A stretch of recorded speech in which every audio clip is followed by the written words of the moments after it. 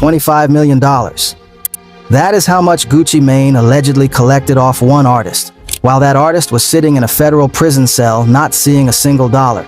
And when Pooh Shiesty's mother reached out for help, needing anything, even just support, Gucci Mane ignored her like she was nobody.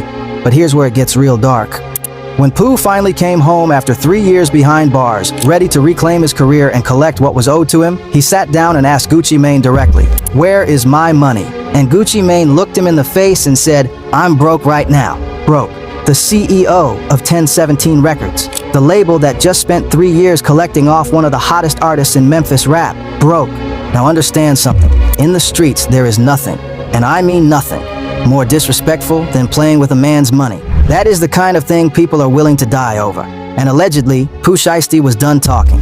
On top of all of that, Pooh came home thinking his contract with 1017 Records was done. He had done the time, he had paid his dues, he assumed that was it. But here's the part nobody told him before he signed that deal. When you go to prison, your recording contract does not end, it pauses. The clock stops on your album rollout obligations, but the CEO, he keeps collecting every stream, every sync, every royalty check, and you see zero of it while you're locked up. Pooh Shiesty did 3 years in federal prison. Gucci Mane came home to check after check, and when Pooh walked out and asked for his cut, he got excuses. So Pooh decided to handle it differently. He invited Gucci Mane to a meeting in Dallas, Texas, and what happened in that studio on January 10th, 2026 is now the most explosive story in hip-hop, and it is going to put Pooh Shiesty away for the rest of his life if the feds have their way. Stay right here, because what I'm about to break down for you is bigger than the robbery. This is about how the music industry turns artists into products, how a contract can legally rob you blind, and how Pooh Shiesty's story went from Memphis underdog to federal fugitive in the span of 5 years. Do not go anywhere. Pooh Shiesty was one of the most promising young rappers to come out of Memphis in a decade.